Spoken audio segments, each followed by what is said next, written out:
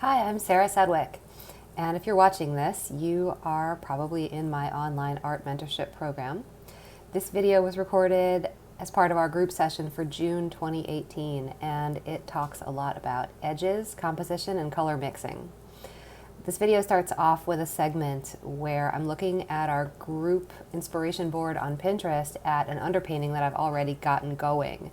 And I go over my composition a bit, I talk about the still life setup, and I go over where I'm going to be looking for lost edges, hard edges, and then soft edges when I move up to the studio and start the painting process.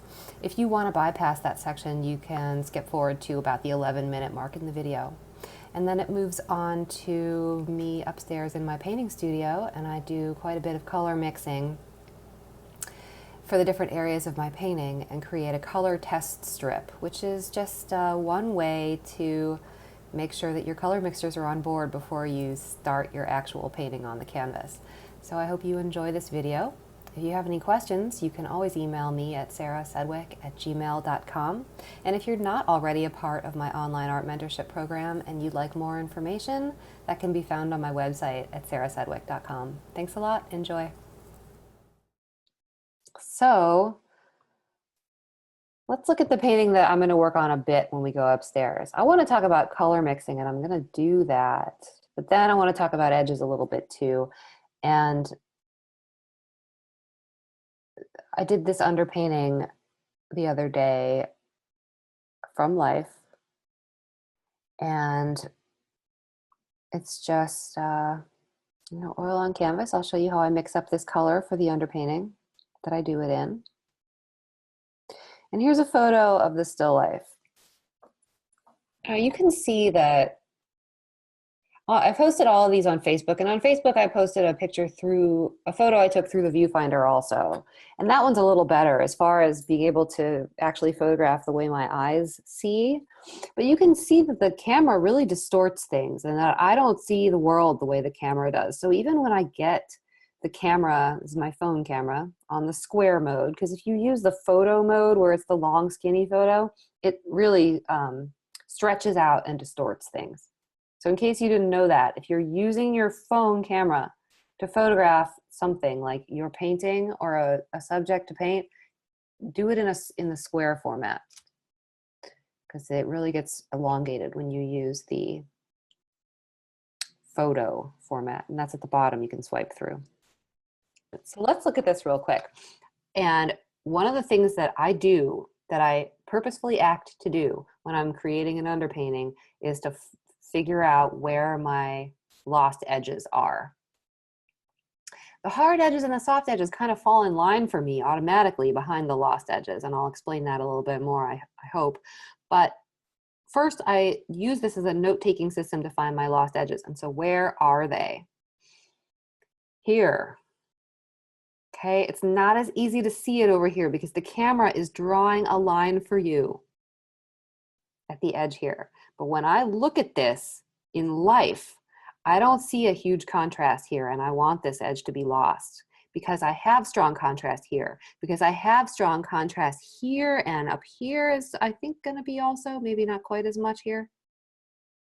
But the viewer will then believe me that it travels and continues to travel across here because I have shown this and this very strongly. That's what I want. I want to do that. The camera is defeating me here by saying, oh no, wait, no, we want to tell you and show you and remember that there was a line, but in my eyes, I don't see it. So here's a lost edge. Here's a lost edge. This is overlap, and I'm going to show that it's overlap. It's not as nicely spelled out for me here in the underpainting, but I'm going to show that this one is in front, both by the fact that it's lower down, okay, but also by the fact that you're going to see this coming in front. It's darker. This is lighter behind. You'll see the contrast here, but it's like I'm always saying to you guys, to my workshop students, and to myself in my own head, what's the contrast that's showing me the form? The only way that I can ever see what's going on in my still life, in my painting, is through contrast, visual contrast. So I have to ask myself, How am I seeing what I'm seeing? How do I know that this is in front of this? It's not super obvious in my underpainting, unfortunately, but of course I can see it up here. And so what's the contrast that's showing me what's going on? It's that this is darker than this and that this line is curved like this. And I am going to show that, but here it's lost. There's no contrast here. So that'll be a lost edge. And I've shown it to myself a little bit in my underpainting. Now, where else? Maybe here, definitely here.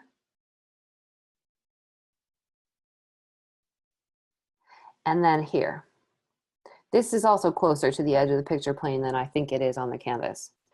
But this is going to be a lost edge. And so what about hard edges then?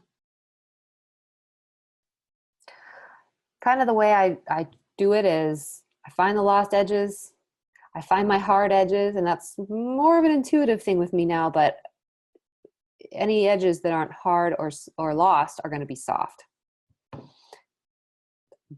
automatically. So where are my hard edges? Here. And how do I decide that? Because when I was looking at this and making decisions like this still life is right now, I'm going to paint this still life. This teal shape behind the bright orange was one thing that was really drawing me to this painting, to this setup the way this is. I like this breaking the plane of the, breaking the edge of the plate, breaking up that contour line. I do not like to do plates and bowls where the rim is continuous. I have this broken in two places, here and here. And there's a couple of reasons that I don't like to have a continuously unbroken rim in a painting. It's hard to draw. It's boring. And ideally, my two intervals should not be the same. I think I do have an ellipse problem right here, which I'm gonna fix in the painting. I can see it now that it's small, right? But it isn't as flat in my eye as this. But when I say no two intervals should be the same, what I mean is if I've broken the ellipse of the plate, I didn't do it exactly half-half. So there's a little bit less around here than there is around here. Maybe, maybe not. Over here, you can sort of see it. I don't feel it as much here, but I'm gonna look at that again. Because I wouldn't want to divide it and then just have it be equally halved. But the reason that I like to another reason I like to divide it is that then I can approach the drawing from the standpoint of I don't have to nail this whole ellipse as one large piece. I can take it piecemeal. I can just do this curve. And then I can do this curve and I can look at the negative shape here to help myself draw the edge of the plate. It works for me most of the time. So hard edges. So I was really drawn to the contrast between this bright saturated orange and this dark but still saturated teal. I thought it was beautiful, and this is a beautiful shape. And these are getting a lot of light right here. It's just a no-brainer hard edge for me. I see it that way, and I also want to paint it that way. So where else will I have a hard edge? Probably here, because we have contrast. Probably here, where the highlight is. And probably here. But so I won't have a whole lot of other really hard edges in this painting, I don't think. Here, this will be, yes, this light side. So I'm going to put the hard edges on the light sides of the apricots, basically, where there's strong light-dark contrast. And all the other ones are going to be soft. How soft sort of depends on how close or far away they are from the front, or if they're like the edge of a shadow, usually very soft, especially the back edge visually. Notice how the front edge of the shadow is a bit more defined than the back edge. That's almost always the case. You can see it also over here. Front edge of the shadow harder than the back edge, but none of them are hard edges. Cast shadows rarely have really hard edges. It's just a hierarchy, harder in the front, softer in the back. All right, any questions? But then I wanted to break up the negative space around the plate on the canvas. So I start putting apricots around the outside. And, you know, I wanted to break up the rim. So I thought putting something in front, break up the rim, that'll be nice. Mask this cast shadow together on the ground. That creates a big dark shape and some interesting shapes in the negative space. Okay, good. But so then you can take your thumb and cover this one up.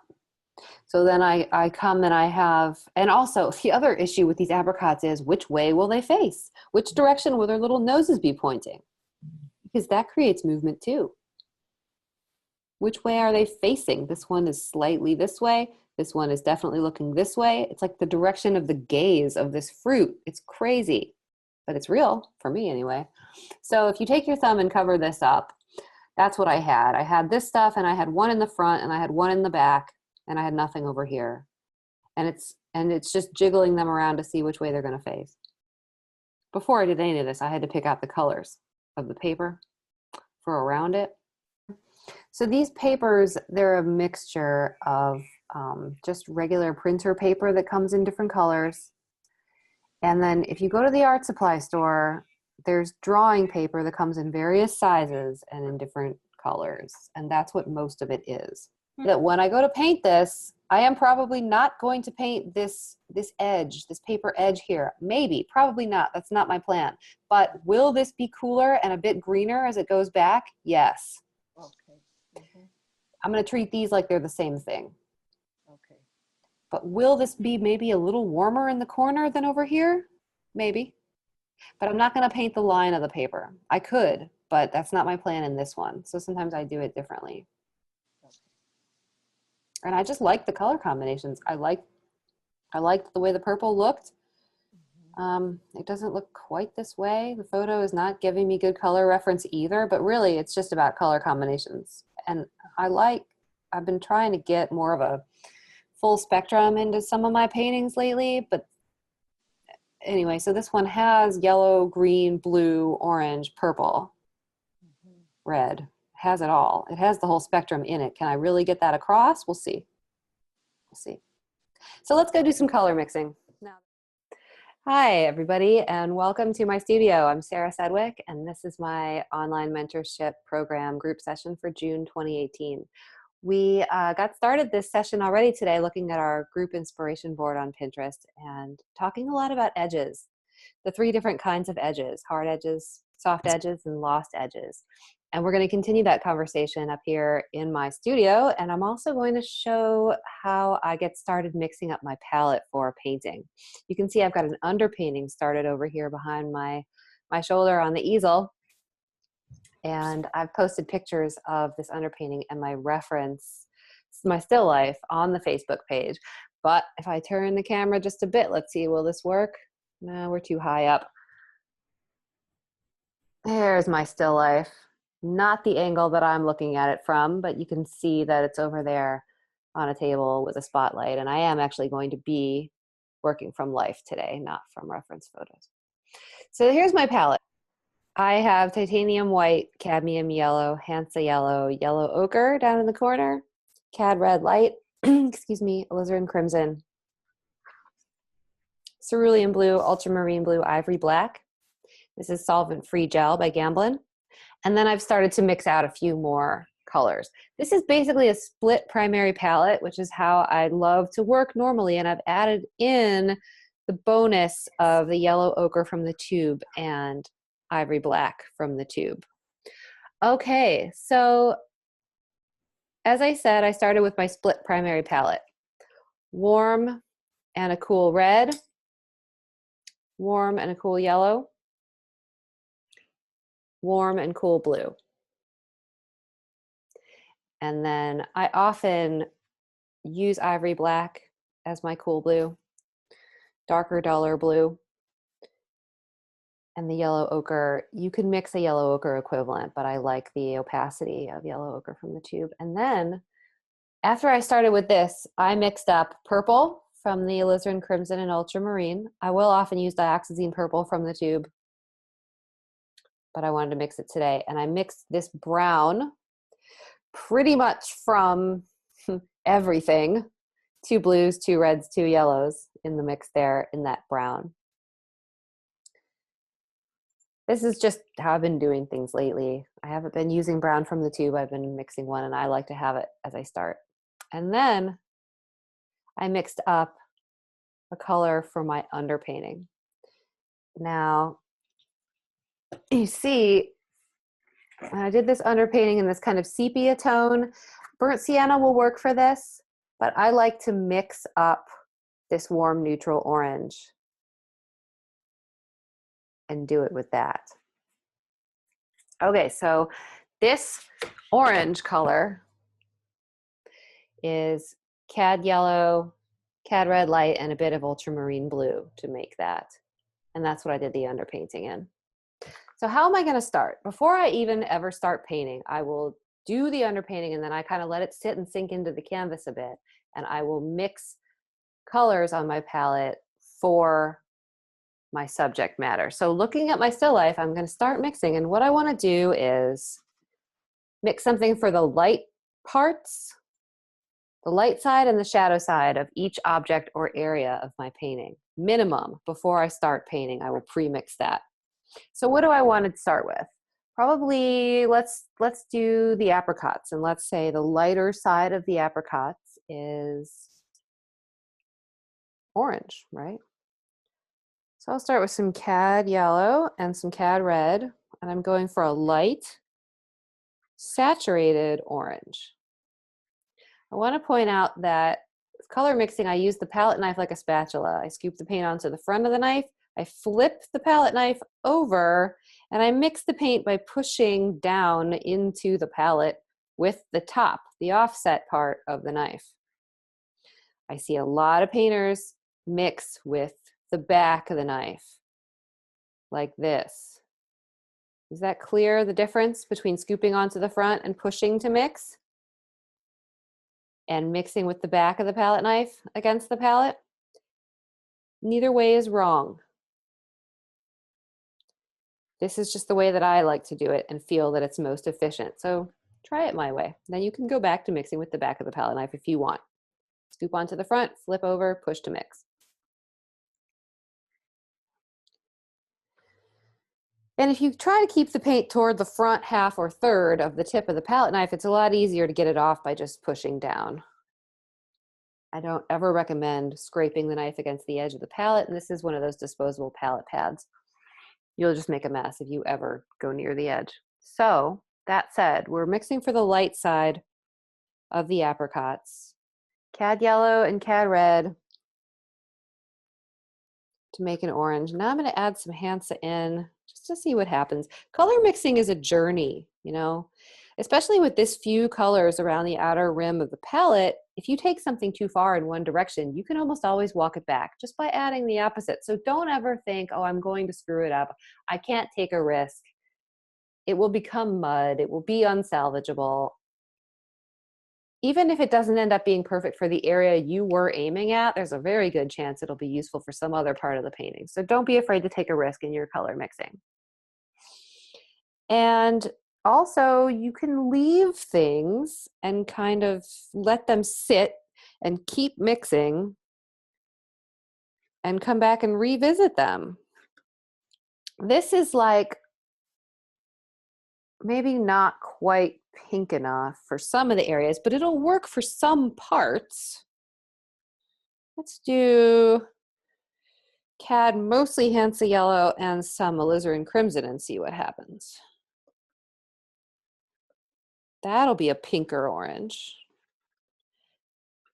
And it isn't like I go for the light mass and then I mix up a warmer and a cooler version of it. Sometimes I will. Like if I'm mixing whites, I'll mix a warmer white and a cooler white that are light value.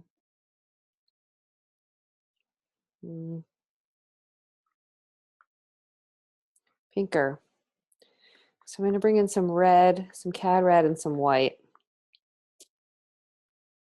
Really pinker. Let's put some more. I experience these as being these kind of pinky oranges. They're not, it's not as if I had like little mandarin oranges. The apricots are more pink to me. Now I try to keep white out of these mixtures as I'm starting as much as I can.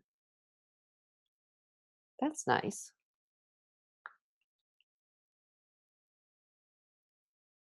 You can always add more white in later with your brush, certainly. Okay, so this is where I started from for that.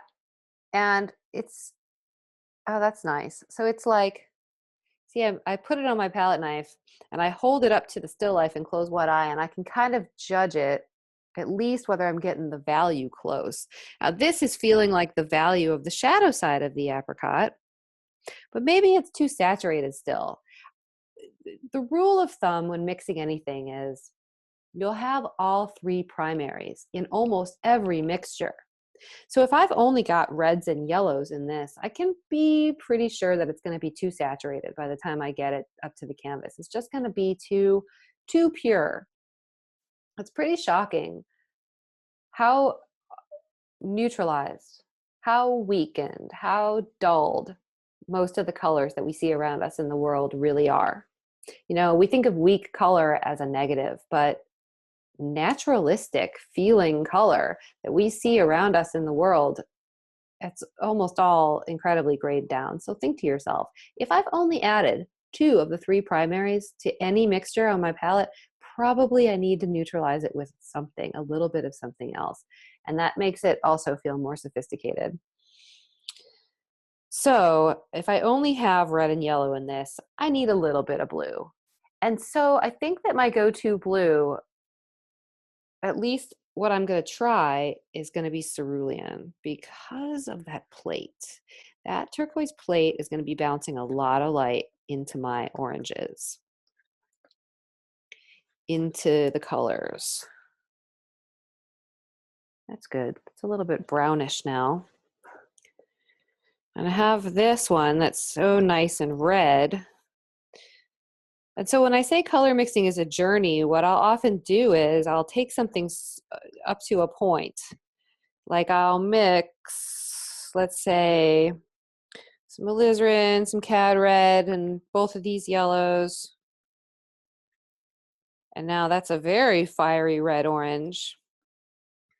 Let's say I know this is too vibrant, this is too red, this isn't happening anywhere up there, but maybe I think it's kind of pretty and I think I might be able to do something with it, especially like there's an area, well, it might be useful, but I know it's too saturated and crazy, but I kind of like it. I'm going to divide it in half. Mix, mix, mix. Make sure you thoroughly mix. You don't want streaks, because if you have streaks in your mix piles on your palette, when you go to dip your brush into it and put it up on your canvas, you don't know what you're going to get necessarily. The streak may come out. So, but I'll mix it, and I know I want to change it, but I'm just going to divide it in half. So I'm going to keep part of what I made, and I'm going to move this half over here and continue to do things to it to make it what I think might be more useful. So in this case, that's adding a little bit of the cerulean blue to it and see what happens. And now it's becoming very similar to this. This is darker, but it's becoming similar.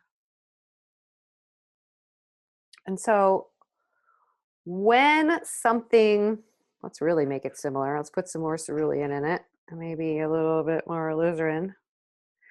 When I'm mixing along, doop-de-doo, and something becomes really, really close to something else by accident. I'm doing it on purpose now, but generally it will happen by accident. I'll just mix them together. I'll say, oh, well, that became the same thing. Let's put that together. And now I can divide it in half and move that over and make it different. So let's make it different. Let's make it greener, because I do see a lot of shadows over there that are greenish. They're like a greenish orange. What a strange oxymoron. But they are. And when we have a light value color like that yellow orange of the apricots, and you ask yourself, what's the shadow? What's that? It's like dark yellow. I've talked to a lot of you about dark yellow lately, mixing for the shadow side of the lemon. So what is dark yellow? Yellow is inherently a light value color.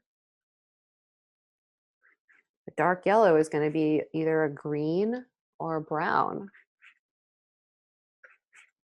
And so these dark oranges that I'm mixing are browns. Maybe I want some that are greener than others.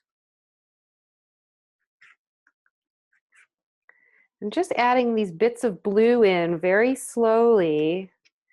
Maybe I want one that's really greener. Fancy yellow.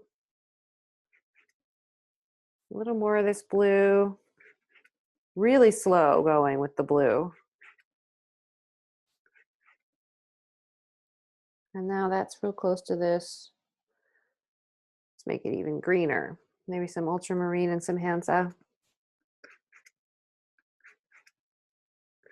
So now I have light oranges and peaches, and I have these dark colored oranges, and maybe something even a bit more red. Now this is my tone color, but I'm going to use this. I'm going to use it to neutralize a lot of my other mixtures, but I can also use it on the apricots. Why not? Okay, so let's mix for the plate. I am going to mix cerulean and ultramarine together, because a good way to darken a color is to just add the darker version of the same hue sometimes. I could even get really dark with that hue and add some black to it. But those are different ways to darken that cerulean, but it's still now very saturated and it's still very blue. And it's not really a teal. I could use something like a phthalo blue, a phthalo turquoise, but I don't need something that saturated. Yeah, that plate feels very, very saturated, but it really isn't. I think I'm going to be just fine with cerulean. So I did divide that pile in half and add some white. It helps me see what I have going on hue-wise, because this blue was getting kind of dark. It's a little hard to tell. Is it a greenish blue? Oh, that's getting close. I think it's a bit more ultramarine in there, really. So even the lighter values on the plate, I need to keep in mind, are not as light of a value as the light sides of the apricot.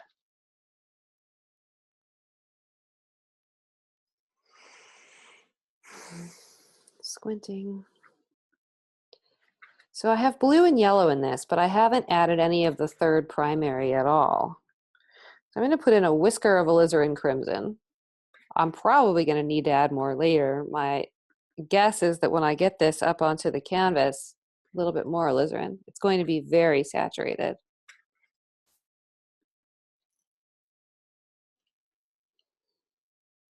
But if I have added too much and it's become too muted, too purple, I don't really think so. I think this is going to work for like cast shadow land. But the point is that if it does become too neutralized, look how my solvent-free gel is just trying to slide into the cerulean and just cuddle up with it. I can always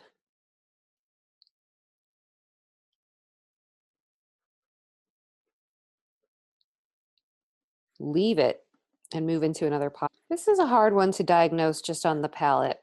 And it's a hard color to match exactly without busting out the phthalos, but I can definitely give the feeling of it. Get as close as I can to the color and then match the value. It's going to be okay. That feels pretty good.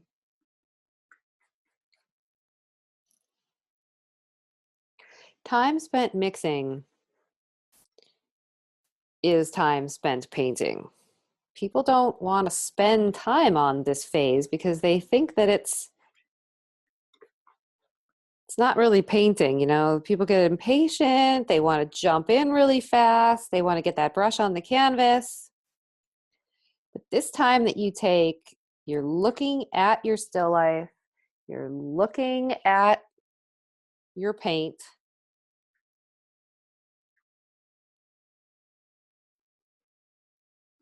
you're thinking about the color combinations You're building your painting right now.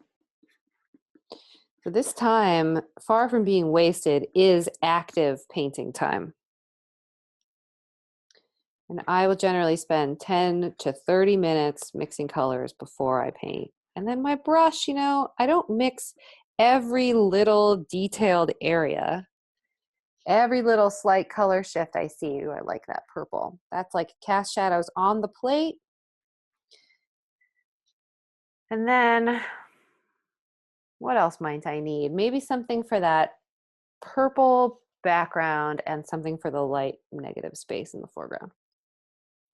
So I have this pre-mixed purple that I made. We want to get it to, I think it was just alizarin crimson and ultramarine blue. We want to get it to a value way too dark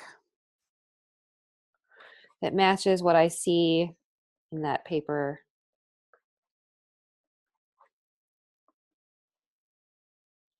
No.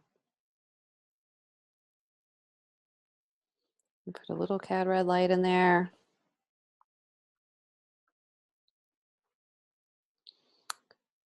And now let's start to bring in the complement. Slowly with the yellow. Hansa yellow. It's pretty dark still, but I want to keep some of it. So I'm going to keep some of it. I'm going to move half of it over. I'm going to add some white. And so I can ask myself again, that lavender background, what is the same value as that lavender background? Is it the same value as the light parts of the blue plate? Is it lighter than that? Maybe in parts. But they're fairly close. And so I can actually test it right on my palette. See, that's the same value. It's a tough one.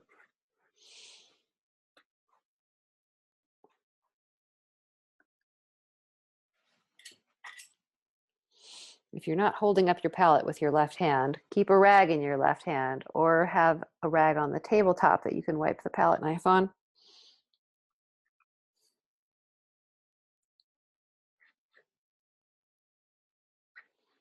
I feel like that purple was a bit warmer. I'm using a warm halogen light.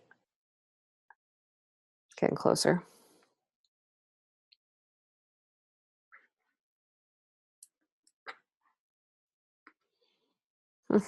Maybe. And then that peachy whitish tan in the foreground. I just grabbed some of my tone color. It's a pretty good place to start when I want to mix a peachy tan. Maybe it needs a bit more yellow to it.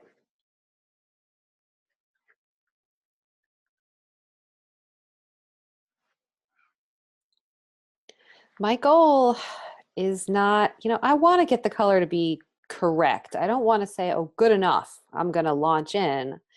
But exactly matching the color that I see in the world is not my number one priority. I want to get it as close as I can, but I'm more concerned with, is the value right? Does the color feel good with the other colors? Am I giving the sense of the color? So I ask myself, value, hue, and intensity when I'm trying to diagnose a color. Especially with very light colors and very dark colors, it can be difficult to know where to start.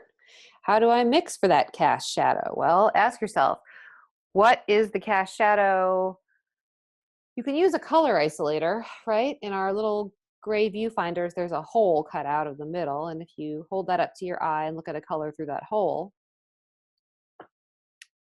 that helps by removing the other color information that's around it, so you can get a better idea of what the color looks like in isolation. But ask yourself, do I know what color that shadow is being cast on? Is it being cast on a color piece of paper? Well, that's a starting point. What is the color of the thing that's casting the shadow. So let's say I've got this kind of yellow paper on the foreground, the ground in the foreground. This vertical mixing is kind of messy here. Now maybe it's that. Let's put a little purple into it. A lot of artists will use a gray pile. Either that'll be leftover paint from a previous palette that they'll just mix down and move over to the next palette, or something like this neutral brown that I mixed up from all three of my primaries. And they'll just use that as like an automatic neutralizer. So say I was mixing this for the foreground and it was too yellow. It's like, okay, I need to knock that chroma down. Let's just grab some of my brown. It's like automatically adding all three. You take some of the chroma out by doing that.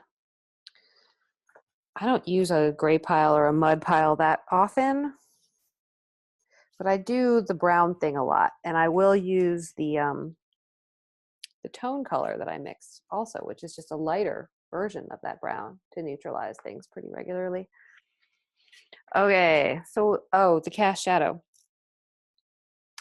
For example, the cast shadow of that plate on the yellow ground is very green.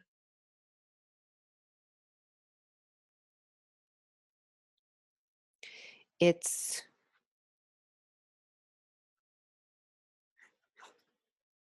a shadow being cast on a yellow paper by a blue object.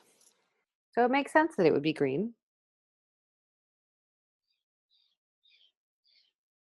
It's yellow ochre, Hansa yellow, and ivory black. It's going to be a dark, dull green because the blue is very dark and desaturated. And so is the yellow ochre.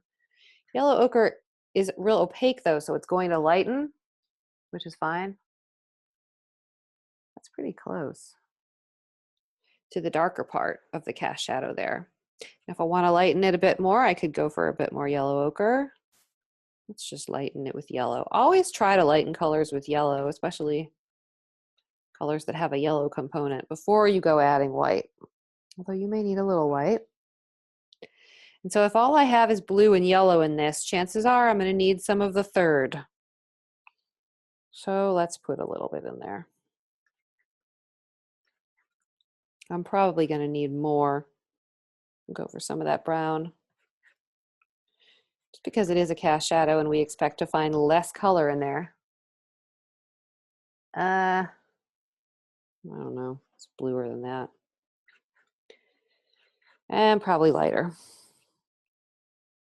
Go really, really carefully with adding white. It's like adding white to your color mixtures is like adding salt in cooking. It's easy to add more at the end, but it's really hard to get it out once you've overdone it. And the cast shadow on the warmer part of that ground, I think is going to be some kind of a purple gray. And I have that little speck of green in the background too on the floor as it goes back toward the wall, but I think I'm just going to brush mix that. It's such a small area of the painting. I don't need to pre-mix for areas that I know are only going to be 1 or 2 brush strokes. I'm talking about this area right here. This is 2 or 3 brush strokes. So I don't need to pre-mix a whole deal for that. But like this cast shadow area, yeah, that's a big area. And of course the plate and the oranges. So, okay, now I just got paint on my forehead as predicted. One more cast shadow. I'm going to launch into this purple again, and we're going to mix just a kind of a neutrally purplish cast shadow. So I grabbed some of that brown, my automatic neutralizer, and I'm adding it to this purple that had already some white in it. It was kind of a tint. It's cooler. Let's put some cerulean in it. I have cerulean on my palette a lot, but I actually don't use it that much. I usually just use ultramarine and ivory black. More and more lately, the cerulean's been getting edged out, but I think this is going to be a fairly cerulean heavy painting. Too dark.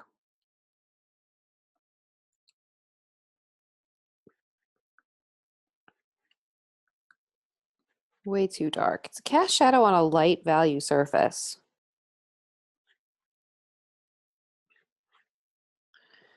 So maybe not as dark as it might otherwise be. And again, if the pile gets too big and you're having trouble making a color shift as you're trying to keep it going on its journey, that's a tricky one, that color. I'm going to keep both of these and we'll see. Color gets all the credit, but value does all the work. If you can't 100% match the color, at least match the value, and you can bend the color later with your paintbrush as you're working. I'm going to get a lot of flack for that in the comments on YouTube if I publish this publicly, I know. People say, oh man, don't worry about matching the color. All right, so that's my rant. So here we go. My palette, this is pretty much where I would be ready to start working on this painting. I've mixed for the apricots. I've got some lighter stuff and some darker stuff for that. I've mixed for the plate. I've got lighter things and darker things for the plate. Here's some color for the ground, and here's some color for that lavender backdrop, and here's some cast shadow stuff, and here's some cast shadow stuff. And you might say to yourself, okay, there's no rhyme or reason as far as where she put this stuff. Why did she do this? Over time, I've become accustomed to finding certain colors in certain places, and you will also work out a system for yourself too. As far as where I put the colors around the outside of the palette, that always stays the same for me.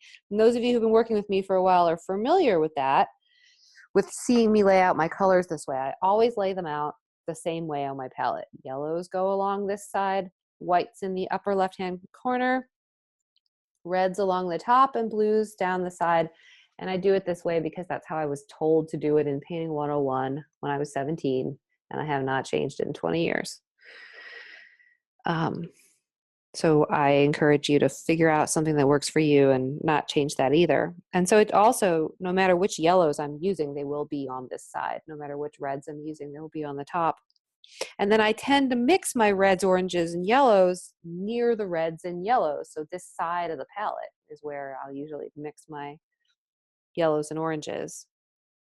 And my greens and blues I'll put near the blues. Purples go up here. Often I will put greens down here by the black. It's just sort of my system. And yeah, but over time I've grown to expect to see lighter value colors on the left side of the palette. And so the next step for us today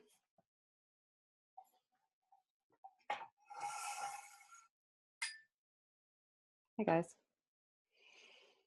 is going to be to test some of these colors. Whoops.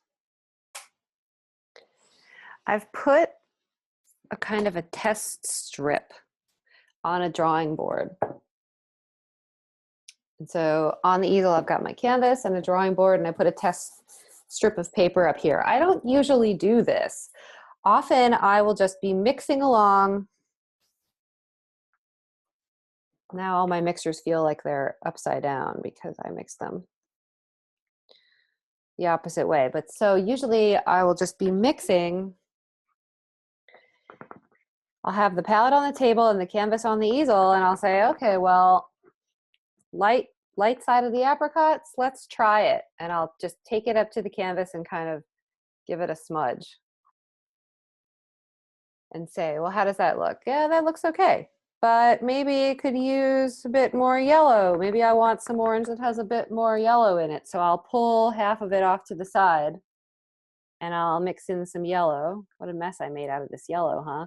One of the main arguments for palette knife mixing is that you keep your source piles cleaner that way than dipping the brush in, but you got to wipe it off in between. That's the key. Okay. Maybe I want something that's a little more yellow. Maybe I want a little bit more white in it. because I'm working with this Hansa yellow that's very transparent. Adding just a little bit of white sometimes will help that. And so then I would say, okay, so look at that. Even just those slight changes that aren't that visible on the palette. We're talking this to this. Is that real visible? Hard for me to see much difference there, but I know it's different. It feels really different up here on the painting. So I will not probably leave those palette knife marks. And if I decide I don't like it, then I just take it off and put it back on the palette. But so why do I have this color strip up here? One option for testing your color mixtures is here on the painting, but you can do something like this. The difference is that this is white. And here we're painting onto a surface that's primed with this orange. That's going to be a difference. That's going to make a difference. The colors are going to feel different against that orange tone. So I can tone my test strip. That's an option. Or not. Why not? Tone the test strip. Give it a little wipe. And test them up here. So let's say now I've got light side of the apricot. Let's see if the shadow colors I mixed work. Go into that.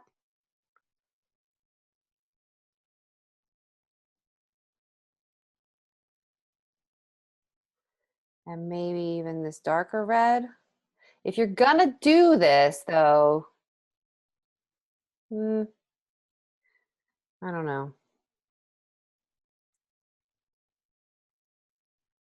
If you're gonna do this though, you really need to pre-mix quite a bit because you'll use up some paint doing this.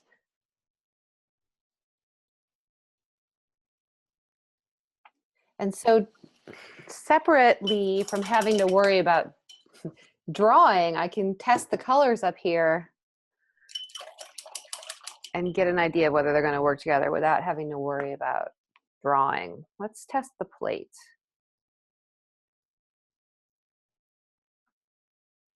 Well, that is just extremely saturated. That's this. That feels very, very bright. Maybe for one or two spots of color that will work, but for the most part, that's better. That's a bit more toned down, but I think it's too green. Feels too green to me. So that was this one. So what I'm going to do is I'm going to pull in a little bit of ultramarine blue, which is that warmer blue, to try to cut down on some of the coolness that I was feeling in that. But now it's just lightening. Ultramarine blue is, it's darkening, I mean. Whew.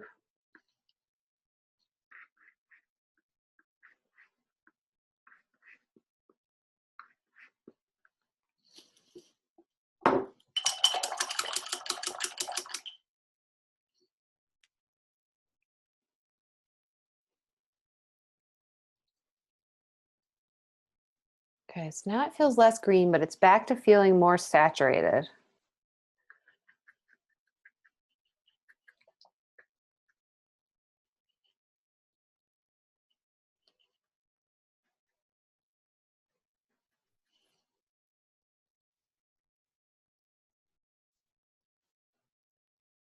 Little bit of alizarin crimson, that feels good. Okay, so I added a little bit of alizarin crimson to it and a little bit of white. And now right here, that feels the most like what this area feels like to me. I gotta mix some more of that. Let's test the rest of the colors.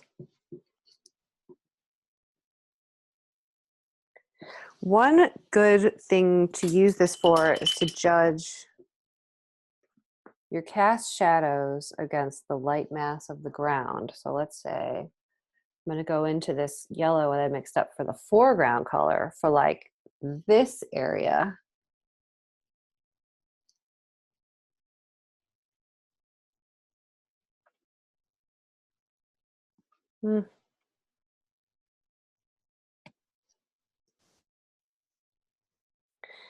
totally okay to put little spots of color onto your canvas. If they're wrong, you can scrape them right off.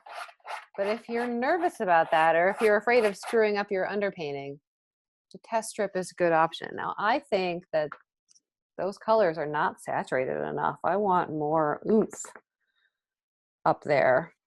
I love color in my lights. I will keep my darks much darker than I see them so that I can keep more saturated color in the lights. Maybe even more than that. So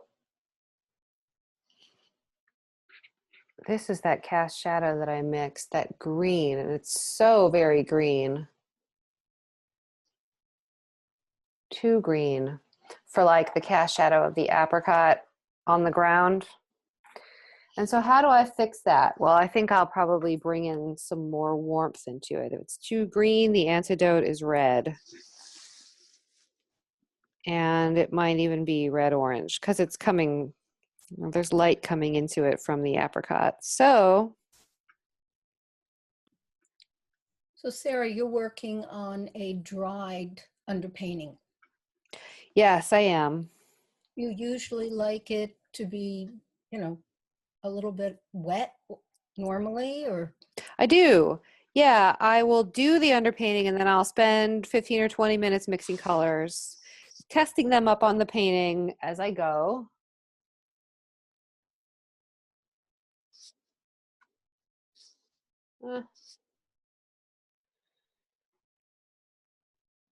And then I will just launch right into painting alla prima right over the wet underpainting. Because I did this a day ago, it is dry. I mean, I could take a rag and wipe it off probably. It's only been a couple days. But if I, I like the question because if I decide that I don't like the texture of this surface, I can take a brush and just kind of wake it up by swiping some Gamsol on it.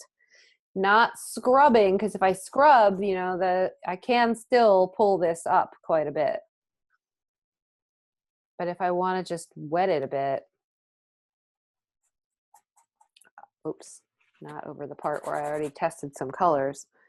But if I want to wet this down a bit, I can do that. And I can do that with a rag lightly if I don't want to use a brush to sort of wake it back up. Just don't smear it across. Paint, I tested on there. All right, so let's look at my background purple. That is going to be against the blue. So I can test it against the blue, and maybe I can test it against some of this light orange also. It works against the orange, but against the blue, it does feel a little bit too saturated there. Let's test the darker version that I made.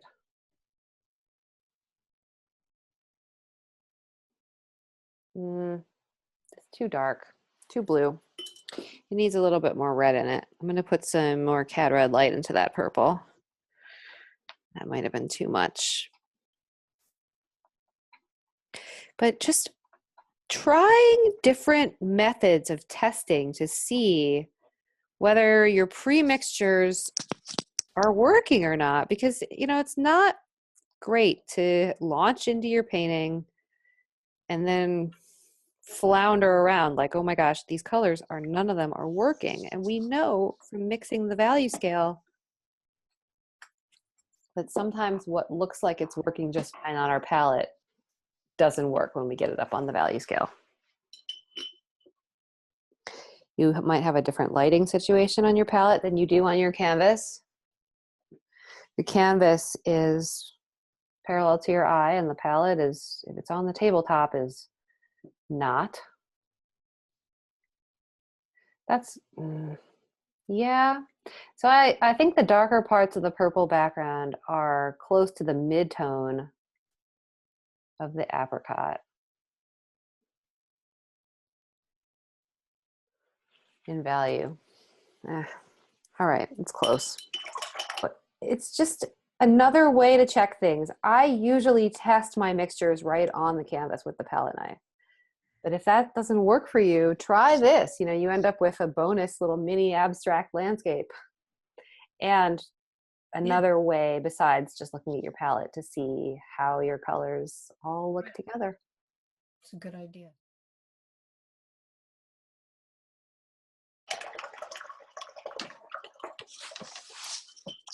So once I'm pretty happy with my color palette, I can start painting. And the question often is, where do you start painting? How do you start? So I have a value structure already set up with this underpainting. I know where my darkest darks are, so I don't have to start with my shadows,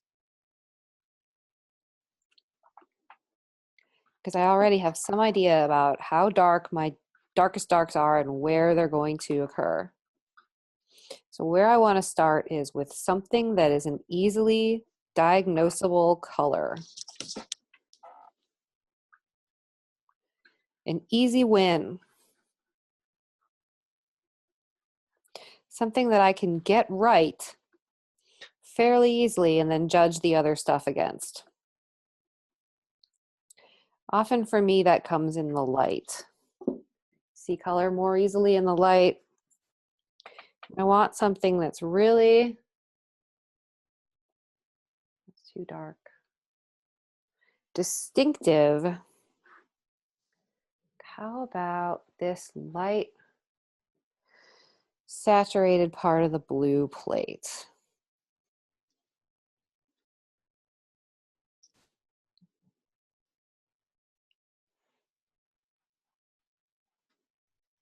There we go. So I really like to carve out my dark shapes by coming in with light shapes. So that would mean paint the cast shadows on this plate first and then come in and paint the light part around it. But I do want to start with this color so that I can judge the value of those cast shadows against it. That's the lightest and most saturated part of the plate. If I've established that that is what that is going to be, then none of the other parts of the plate are going to be as light, bright, or saturated as that. That is the limit. The hierarchy has been established.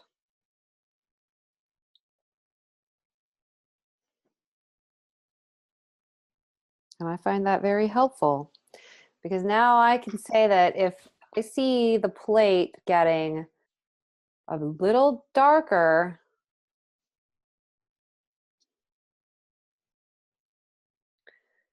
as it comes, a little darker as it comes around behind that orange. It's not an orange, it's an apricot. And that's what I'm going to make it do. And I'm going to keep everything else on this plate in line with that first parameter that I set by putting the lightest and most saturated color first. But now that I have this on my brush, this area, this little shadow area back here, I can say, well, what else is like that? Is it like that as it comes around up here in the front? Yes, it is. Very similar.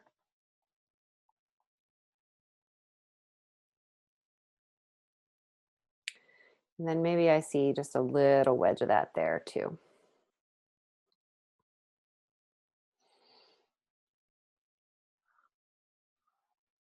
I'm not that concerned about staying inside the lines of my underpainting right now. I'm going to get a lot of opportunities to work back and forth. Now this is kind of dangerous for me to come in and paint this shape right now, that dark blue, because the light orange parts of those apricots are what I would consider vulnerable colors, right? So maybe I should have gone in and painted those first. My lightest and most saturated lights. My lightest and most saturated lights are here.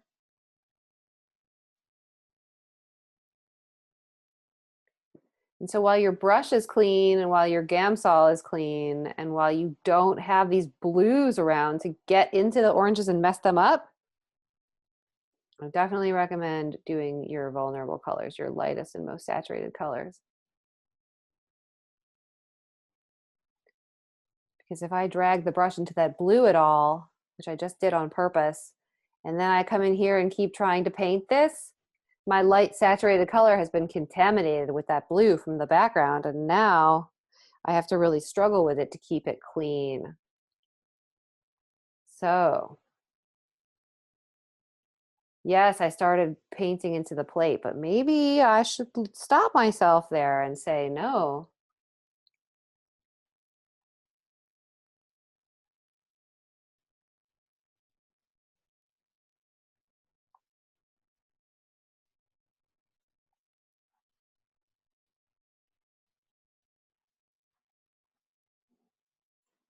I talked about how I was going to try to put a lost edge,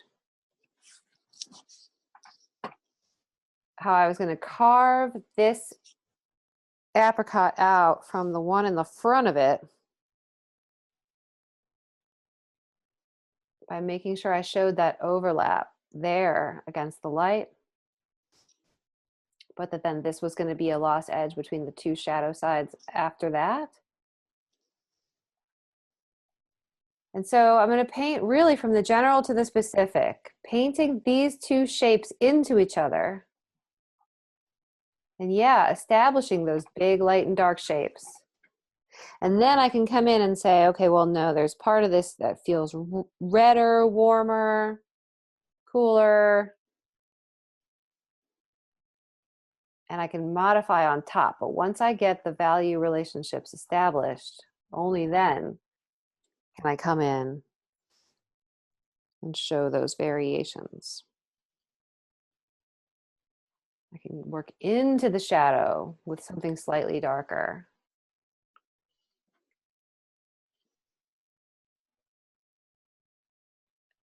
I can come up and reinforce that edge. You don't get rich edges by tiptoeing up to the line on one side and then tiptoeing up to the line on the other side and being afraid to lose your underpainting. As long as you have your still life,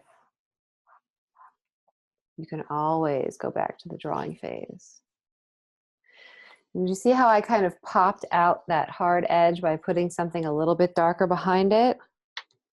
Try things. Try pulling some purple into that orange. Is it cooler there?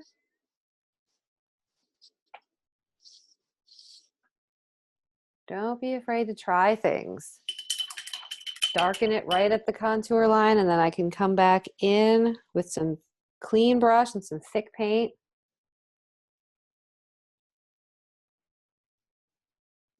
And paint the light part again.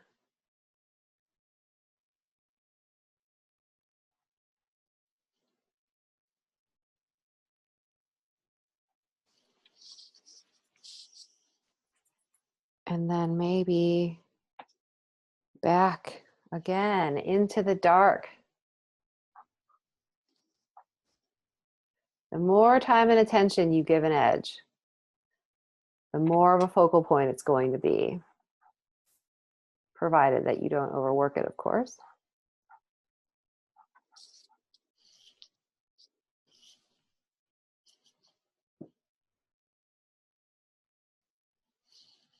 There. That's a nice hard edge.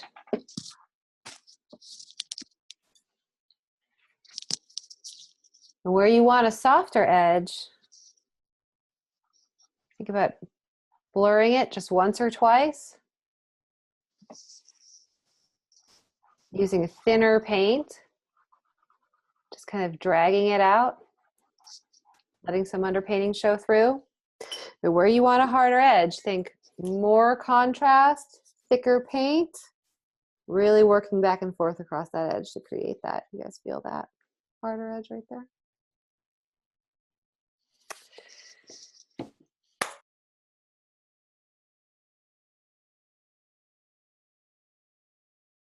I'll see you all soon. Okay, take care. Bye. Thank you. Thank you, Sarah.